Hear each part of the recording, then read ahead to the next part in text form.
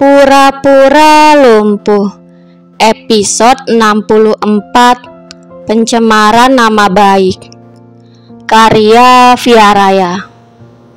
Firas bergegas merangkul istri kecilnya kala melihat ekspresi terkejut di wajahnya. Sementara Prita, ia menoleh dan melihat suaminya berusaha untuk menguatkannya. Sebenarnya salah gue sama lo apa sih, Van? Kenapa dari dulu gak ada babisnya lo musuhin gue mulu? Tanya Prita dengan nada mengeluh dan kecewa. Maaf, sahut Vanya menunduk. Benar, Prita tidak salah apa-apa. Hanya saja Vanya ingin melampiaskan kekesalannya karena Prita selalu berada di atasnya. Prita lebih cantik darinya, terlebih terkenal darinya, lebih disukai banyak orang, dan yang paling penting lebih disukai oleh Hegar. Vanya merasa iri akan semua itu. Jadi ia berusaha menjatuhkan Prita walau bagaimanapun caranya. Apalagi setelah melihat Prita dengan Firas di departemen store waktu itu. Untuk pertama kalinya Vanya merasa bahwa ia bisa menyingkirkan Prita dengan mudah. Namun gosip itu cepat menghilang karena Prita selalu mengabaikannya. Kini Vanya kembali membuat ulah guna menyingkirkan Prita. Namun Firas bertindak cepat. Alhasil disinilah Vanya saat ini, meminta maaf atas apa yang telah gadis itu lakukan. Apa karena Hegar? Tanya Prita. Bukannya lo tahu sendiri, dari awal gue gak suka sama dia. Gue sukanya sama Pak Irsyad. Ya, walaupun lo juga tahu kalau Pak Irsyad gak suka sama gue. Sambung Prita dengan suara yang melemah. Pak Irsyad menatap Prita mendengar penuturannya. Jika dulu ia menerima perasaan Prita, apa sekarang ia yang akan menjadi pasangan hidup wanita itu? Tentu saja tidak. Karena memang Prita sudah ditakdirkan untuk menikah dengan Firas. Dan Firaslah jodoh Prita. Kamu gak apa-apa sayang? Tanya Firas khawatir. Prita menoleh menatap mata suaminya dan mengangguk.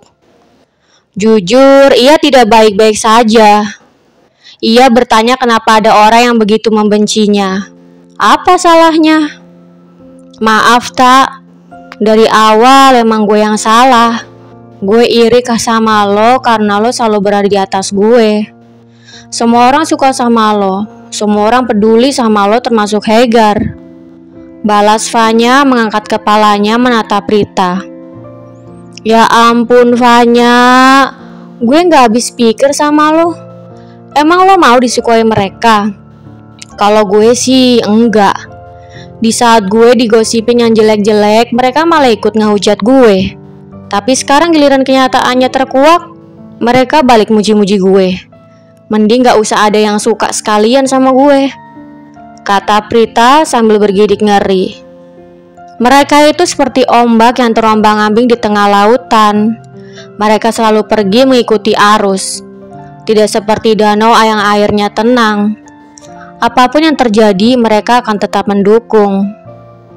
Vanya terbelalak. Apa yang dikatakan Prita memang benar. Vanya merasa dirinya sangat bodoh. Ia dibutakan dengan rasa cemburu yang sebenarnya tidak bermutu. Lo bener tak? Selama ini gue udah dibutakan rasa cemburu. Balas Vanya.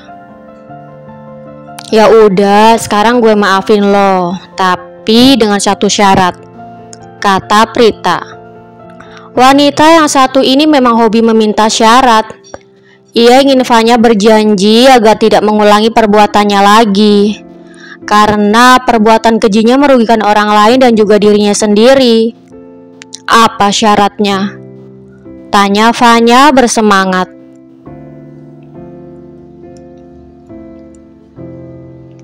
Lo harus janji sama gue kalau lo gak akan ngulangi lagi. Entah itu sama gue ataupun sama orang lain. Kalau lo sampai ingkar dan ngulangi lagi, gue bakal laporin lo ke polisi dengan pasal pencemaran nama baik. Sahut Prita mengingatkan tetapi terselip sebuah ancaman. Iya, gue janji gak bakal ngulangi lagi, kata Vanya mengangkat jari kelingkingnya.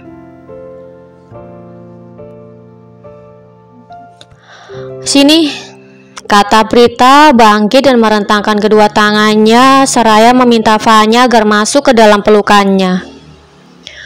Makasih karena lo udah mau maafin gue, lirik Vanya dalam pelukan Prita. Sama-sama. Tapi ngomong-ngomong, kok lo kesininya sama Pak Irsyad? Untung laki gue gak marah, tanya Prita berbisik. Gak marah apaan? Tadi dia ngomel-ngomel pas gue sama abang baru dateng. Lo nya aja yang pules jadi gak tahu, balas Vanya berbisik. Apa? Abang? Teriak Prita melepas pelukannya. Iya, abang. Abang Irsyad itu emang abang gue, balas Vanya menunjuk ke arah Pak Irsyad.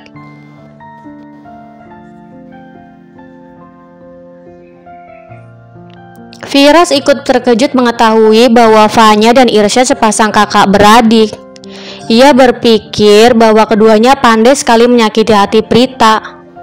Buah jatuh memang tidak jauh dari pohonnya. Pepatah itu muncul di benak Firas. Namun posisi Pak Irsyad di sini bukan sebagai orang tua Vanya, tetapi sebagai kakak.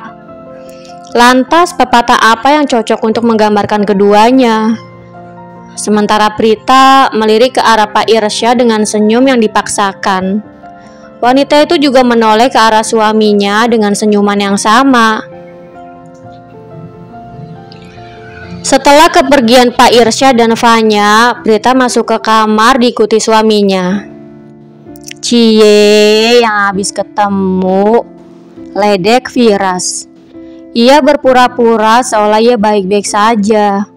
Padahal hatinya merasa sakit mendengar ucapan Prita tadi. Kamu ngomong apa sih, Om? Tanya Prita. Kan habis ketemu orang yang paling dicinta tadi, balas Firas. Akhirnya Prita mengerti kemana arah pembicaraan suaminya. Ternyata ada yang cemburu tetapi berpura-pura biasa saja. Kayaknya ada yang cemburu nih, kata Prita sengaja memancing. Siapa yang cemburu? Biasa aja kali, elak Firas. Bener gak cemburu? Tanya Prita kesal. Iya, aku gak cemburu sama sekali, jawab Firas masih berusaha mengelak. Kayaknya aku mesti balik lagi sama Pak Irsyad. Percuma di sini kalau gak dihargai. Apa jangan-jangan udah selesai balas dendamnya sama si artis itu? Kata Prita dengan wajah muram. Firas sepertinya salah langkah. Ia tidak tahu bahwa orang yang sedang hamil, apalagi dalam keadaan hamil muda, mereka sangat sensitif. Ekspresi wajah Firas langsung berubah. Ia tidak menyangka akan mendengar kata-kata seperti itu keluar dari mulut istri kecilnya. Padahal ia hanya ingin menunjukkan rasa cemburunya saja. Kok kamu ngomongnya gitu? Tanya Firas dengan dada yang bergemuruh. Sementara Prita, ia tidak menjawab. Ia hanya membaringkan tubuhnya memunggungi Firas.